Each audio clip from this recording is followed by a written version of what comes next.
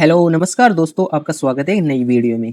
तो दोस्तों आज के वीडियो में हम डिस्कस करेंगे सीजीएल 2024 के प्री के एग्जाम में जो हार्डेस्ट क्वेश्चन पूछे गए हैं या जिन क्वेश्चनों को बहुत कम कैंडिडेटों ने करेक्ट अटेम्प्ट किया है वो क्वेश्चन इस वीडियो में डिस्कस करेंगे।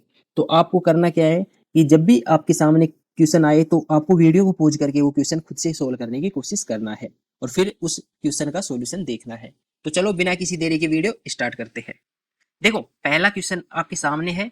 इस क्वेश्चन में दे रखा है कि आर है 2 रुपए 5 रुपए और 1 रुपए के सिक्कों में पी को 100 रुपए का भुगतान करता है, टोटल 100 रुपए का भुगतान करता है और भुगतान के लिए वह उपयोग किए गए सिक्कों की कुल संख्या 40 है। 40 कॉइन्स है तो भुगतान में 5 रुपए मूल्य वर्ग की सिक्कों की संख्या आपको बतानी है। तो देखो इस क्वेश्चन में हमें दे रखा है कि 2 रुपए की सिक्के हैं, एक 5 रुपए की सिक्के है और एक 1 रुपए की सिक्के है। ठीक है, अब इनमें टोटल 40 सिक्के हैं तो 40 सिक्के हैं। हमें हमें किसी का रेशियो नहीं दे रखा। पहले क्वेश्चनों में रेशियो मिल जाता है, इसमें रेशियो नहीं दे रखा, तो इसलिए ये एक अच्छा क्वेश्चन बन गया है। देखो इसको करने का बेस्ट तरीका है, मैंने मान लिया कि 2 रुपए के सिक्के ऐसे मान लो एक्स सिक्के है, 2 रुपए के सिक्के 5 रुपए के सिक्के ऐसे मान लो वाई है। अब देखो मैं इसके तीसरे को जेड नहीं मानूंगा क्योंकि 3 वेरिएबल हो जाएगा जो सोल्व करना थोड़ा डिफिकल्ट हो जाएगा, तो मैं 2 ही वेरिएबल रखता हूँ। मुझे पता है कि टोटल सिक्के कितने हैं, 40 सिक्के हैं। तो अब कितनी बचे, 40 माइनस एक्स माइनस वाई इतनी बचे।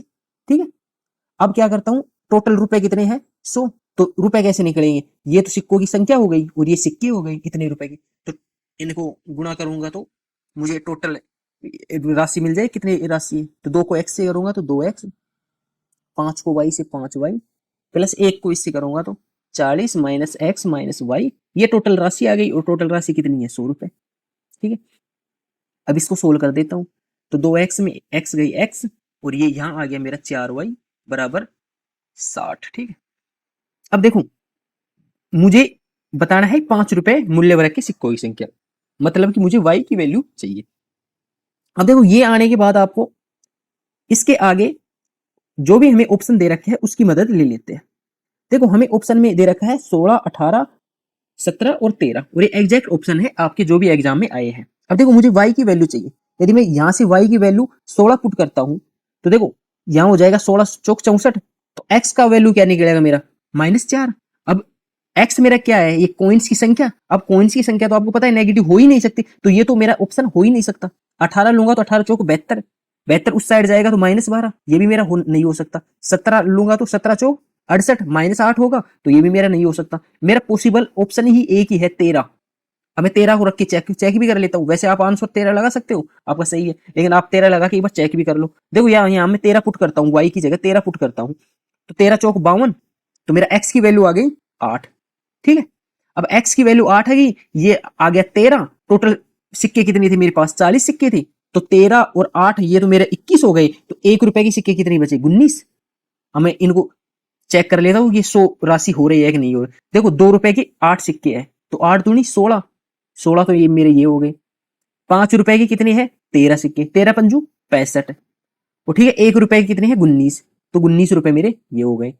देखो अब 9 5 14 और 6 20, 2 6 2 8 और 2 10, मेरे 100 रुपए भी ये हो रहे हैं, मतलब ये ऑप्शन मेरा सेटिस्फाई हो रहा है। तो आपको इतना करने की जरूरत नहीं है, वेरीफाई आप यहां तक भी नेगेटिव से भी इस पहले इसको आंसर टिक कर सकते हो। तो ये इस क्वेश्चन को डील करने का सबसे बेस्ट तरीका है। देखो नेक्स्ट क्वेश्चन, नेक्स्ट क्वेश्चन में आपको कह रहा है कि पाइप एम एन और एस है, ये क्रम से 25 50 और 100 मिनट में भर देते हैं एक टैंक को। ठीक है, एम एन और एस है, ये 50 ये 25 ये 50 और ये 100। ठीक है, इतने मिनट में भर रहा है एक टैंक को। प्रारंभ में एन और एस को 10 मिनट के लिए खोला जाता है। ठीक है, तो मैं इनका एलसीएम ले लेता हूँ, इनका एलसीएम आ गया 100, तो इसकी एफिशिएंसी आ गई 4, इसकी 2 आ गई, इसकी 1 आ गई। तो ठीक है, शुरू में एन और एस को 10 मिनट के लिए खोला जाता है। ये हो गया एन और ये हो गया एस। एन की कितनी है 2 एफिशिएंसी, एस की है 1, तो 2 और 1 3, 3 को मैं 10 मिनट के लिए खोल रहा हूँ, तो मतलब 30 मेरा भर चुका है कंप्लीट। ठीक है, अब 30 कंप्लीट भर चुका है।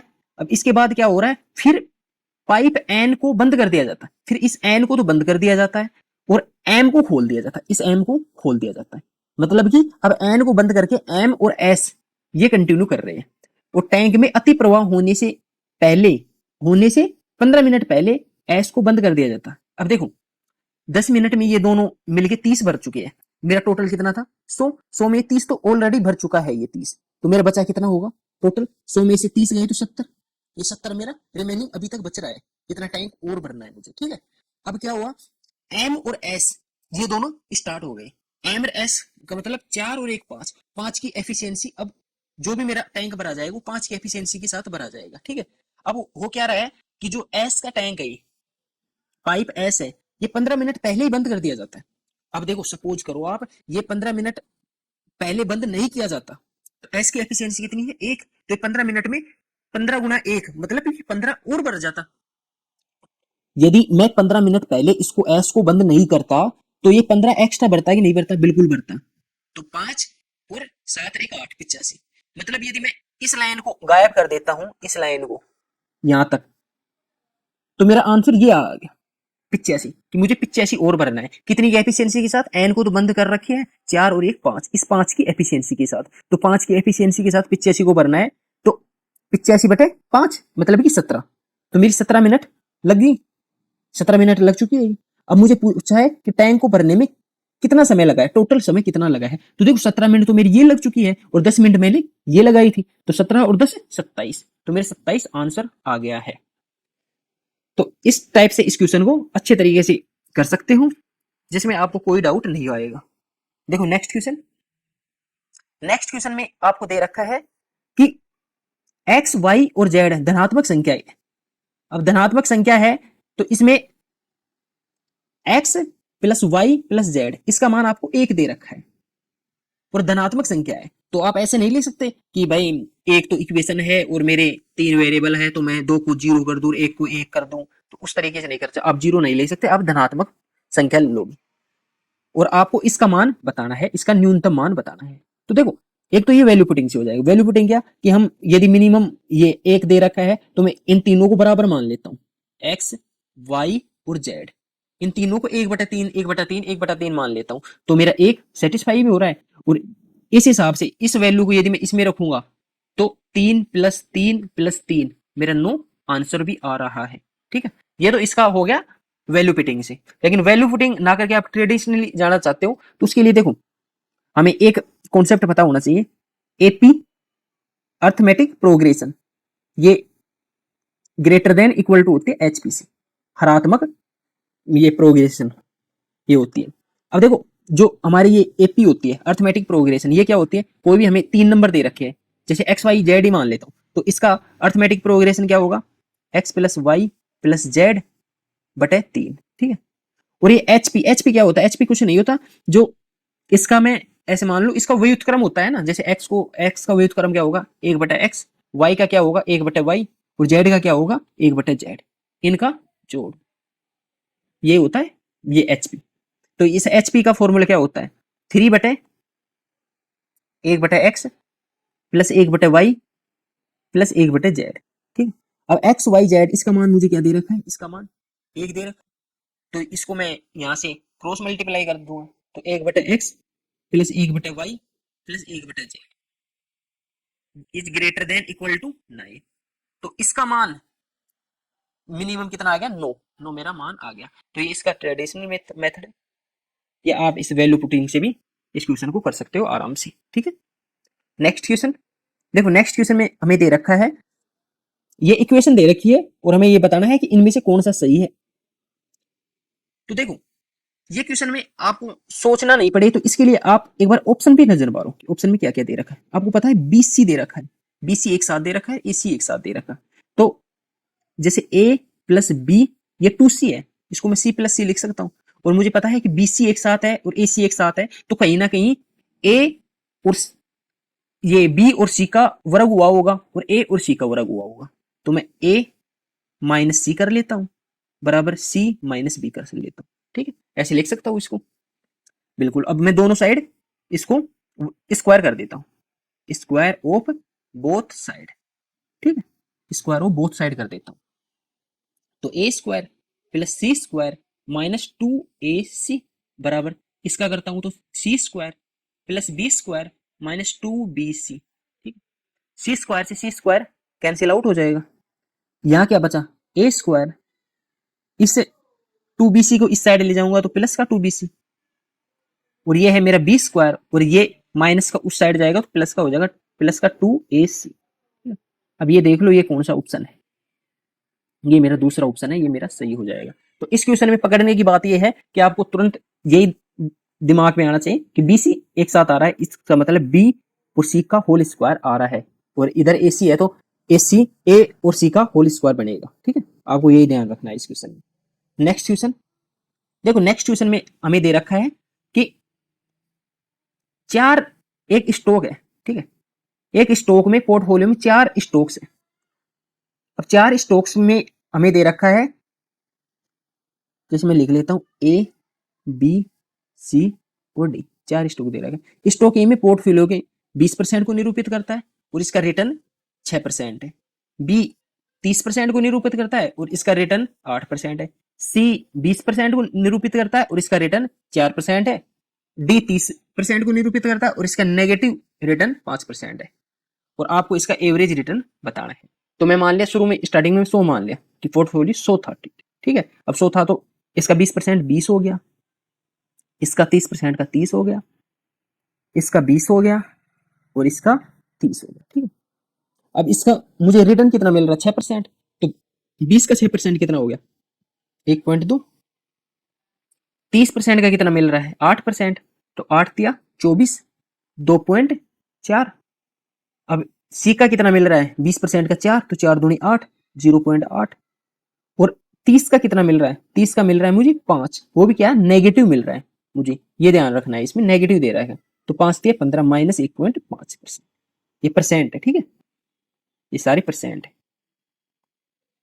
अब मुझे ये जो रिटर्न आया है इस रिटर्न का एवरेज निकालना है, तो टोटल रिटर्न कितना हुआ, तो देखो ये माइनस का 1.5 है, माइनस का 1.5 में ये चले गए 0.8, तो 0.7 और बचे हैं, 0.7 इसमें भेज दो तो यहाँ बचे 0.5 और यहाँ बचे 2.4, तो मेरा 2.9 आंसर आ गया।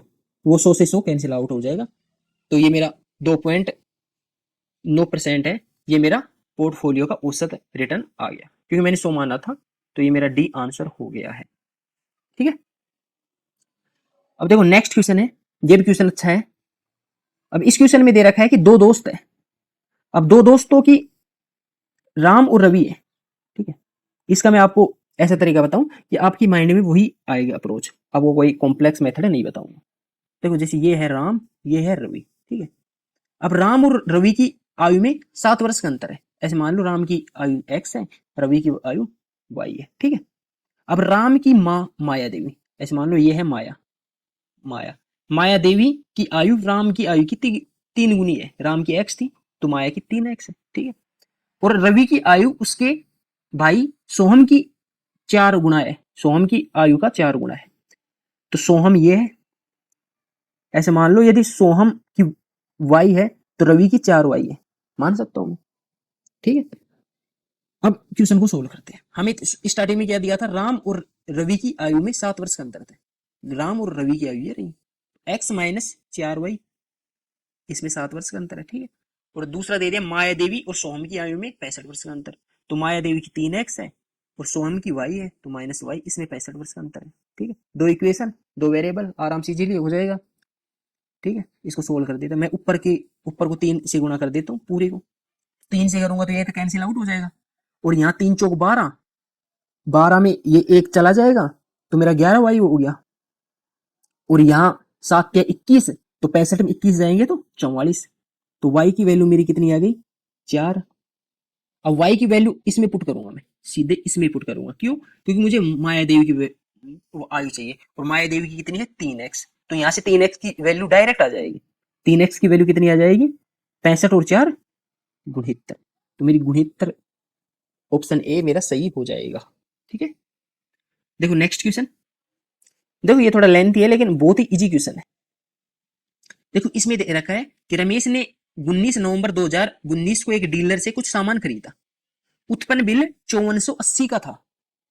उसने 10 नवंबर 2019 को भी कुछ सामान खरीदा था जिसका मूल्य 9800 था।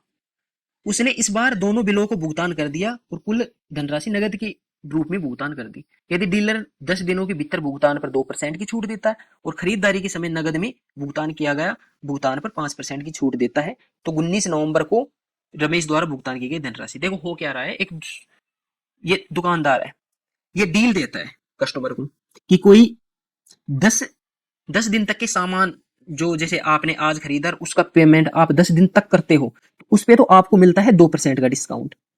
और यदि आपने कोई भी सामान आज खरीदा आज के आज उस पे पेमेंट कर रहे हो उस पे आपको 5% का डिस्काउंट मिला है।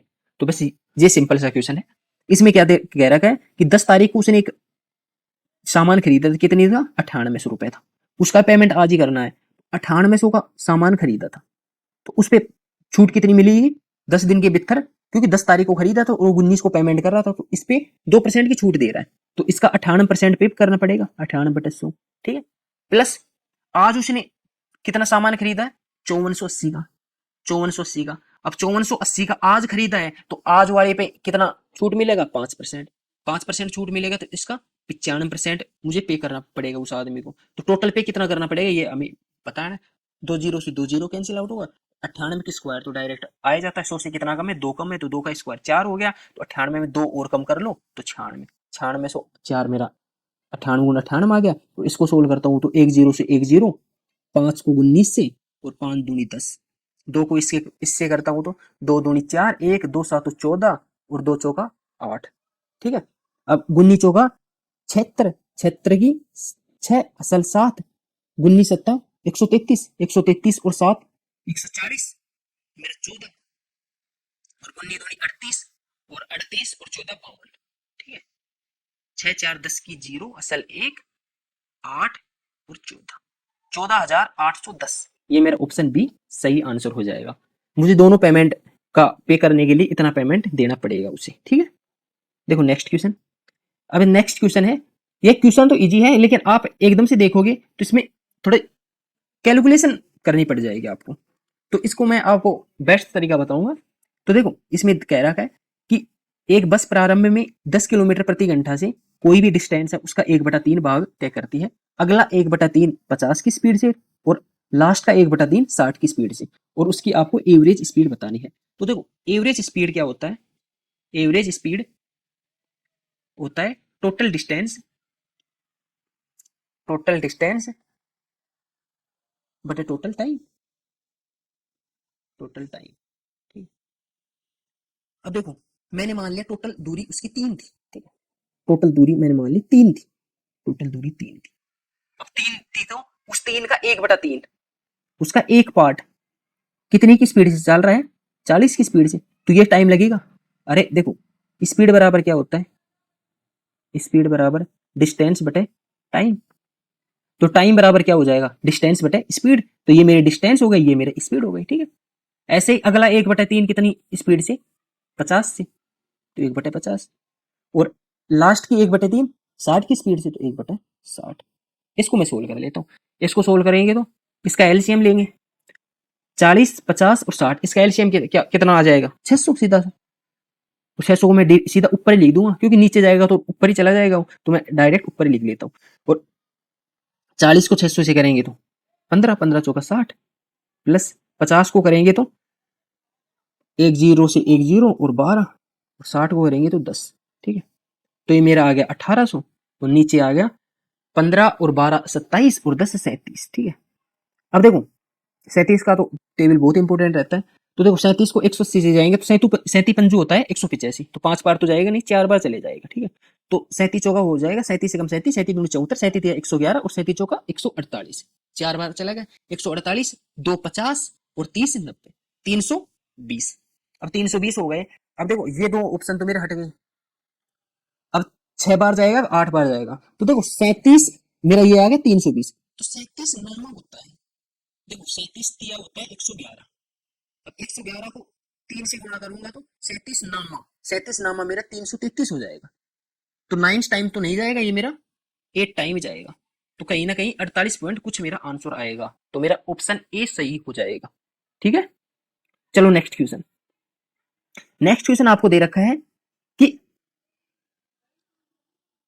3 पाइप है पी क्यू आर, एक टंकी को 40 मिनट 80 मिनट 120 मिनट में भर सकते हैं। ठीक है, ये पाइप है पी, ये है क्यू और ये है आर।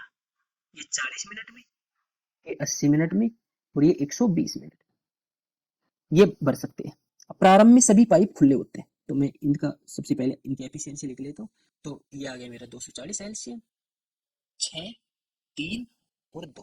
ठीक है, प्रारंभ में सभी पाइप खुले होते हैं, 6, 3, 9 और 2, 11। 11 की एफिशिएंसी के साथ सारे चलते हैं। ठीक है, अब कितने समय बाद क्यू और आर को बंद कर देना चाहिए? इन दोनों को बंद कर देना चाहिए ताकि केवल आधे घंटे में टंकी कंप्लीट भर सके। अब देखो 11 से मैंने स्टार्ट किया, ऐसे मान लो 11 को मैं टी समय तक चलाया। ठीक है, टी को चलाया, इसके बाद क्या हुआ, टी तक चलाया और टी समय बाद मैंने क्यू और आर को बंद कर दिया, क्वेश्चन के अकॉर्डिंग क्यू और आर को बंद कर दिया और ओनली पी को चलाया। तो पी तो है 6, अब पी को कितना चलाऊंगा? देखो टोटल मुझे भरनी है टंकी आधे घंटे में, तो आधे घंटे में मैं टी समय तो चला चुका हूं, तो बचे हुए पी को मैं कितना चलाऊंगा? 30 मिनट, मतलब आधा घंटा को 30 मिनट ही बोलते हैं, 30 मिनट में मैं टी तो चला चुका हूं और बचा हुआ 30 माइनस टी समय में ये पी को चलाऊंगा, ओनली पी को चलाऊंगा। ठीक है, और ये मेरी टोटल ये चलाऊंगा और ये तीनों चलाऊंगा, तो मेरे 240 यूनिट होनी चाहिए कंप्लीट। ठीक है, ये अब मैं इसको सोल्व कर लेता हूँ, सिंपल सी बन गया 11t प्लस 6 18 माइनस 6t बराबर 240। अब 11t में 6t गए तो 5t और 240 में 180 गए तो 60, तो मेरा t का मान आ गया 12, 12 पंजू 60। तो मैं क्यू और आर को टी समय तक, मतलब कि 12 मिनट तक ही चला रहा हूं, उसके बाद बंद कर रहा हूं, तो 12 मेरा ऑप्शन डी आंसर हो जाएगा। यह है आपके सामने लास्ट सवाल। देखो इस क्वेश्चन में क्या है, इस क्वेश्चन की थोड़ी लैंग्वेज है कि आपको एकदम से समझ में नहीं आएगी पूछ क्या रहा है, लेकिन क्वेश्चन बहुत ही है डायरेक्ट फॉर्मूले बेस पे है। देखो आपको 3 संख्याओं का योगफल दे रखा है, जैसे ए बी सी, 3 संख्या, इनका योगफल आपको 18 दे दिया और 3 संख्याओं के वर्गों का योग 36 दे दिया, तो A square plus B square plus C square, इसका मान 36 दे दिया। और आपको पूछ रहा है कि तीनों संख्याओं के घनमूल, घनमूल नहीं घन होगा, ओनली घन, क्यूब, घन का योग A cube plus B cube plus C cube, घन क्यूब, घन का जो घनों का योग है वो, और तीनों संख्याओं के गुणनफल के 3 गुणे के बीच का अंतर, मतलब -3abc। ये फॉर्मूला, मतलब ये फॉर्मूला होता है, ये आपको पूछ रहा है डायरेक्ट। तो देखो हमें ये दे रखे है 2 चीजें, मैं इन दोनों का ही यूज करके इसको निकालूंगा ओनली। तो देखो इसका डायरेक्ट फॉर्मूला होता है जिसमें ये और ये ही काम आएंगे ओनली। ये होता है, मैं आपको एक बार फॉर्मूला लिख देता हूँ, a plus B plus C बटे 2 into 3a square plus B square plus C square minus a plus B plus C का होल स्क्वायर। ठीक, इसमें आपको इन दोनों के अलावा और किसी की भी जरूरत नहीं पड़ेगी। तो मैं ये वैल्यू पुट कर लेता हूँ, इसका मान 18 है, 18 2 का भाग देंगे 9, यहाँ मैं 3 को इससे गुणा करूंगा 36 को 36 दिया 108 माइनस ए प्लस बी प्लस सी का होल स्क्वायर, 18 की स्क्वायर 324। ठीक, तो मेरा आंसर तो नेगेटिव में आएगा, तो ये तो हो ही नहीं सकता। तो 9 गुणा नेगेटिव का कितना, ये 324 में 108 गए तो 216। अब मैं इसको गुणा कर लेता हूँ, 9 छिकी 54, 4 5 9 1 9 और 5 14, 1 9 दूनी 18, 1 19, माइनस का 1944 मेरा आंसर हो गया है। तो आज के लिए एक 10 ही क्वेश्चन थे। आई होप आप कुछ ना कुछ इस वीडियो के जरिए सीखे होंगे, कुछ नया कॉन्सेप्ट या नए क्वेश्चन देखे होंगे। तो ये वीडियो कैसा लगा कमेंट करके जरूर बताइए, और वीडियो पसंद आया तो वीडियो को लाइक और चैनल को सब्सक्राइब जरूर कीजिए। थैंक यू, मिलते हैं नई वीडियो में।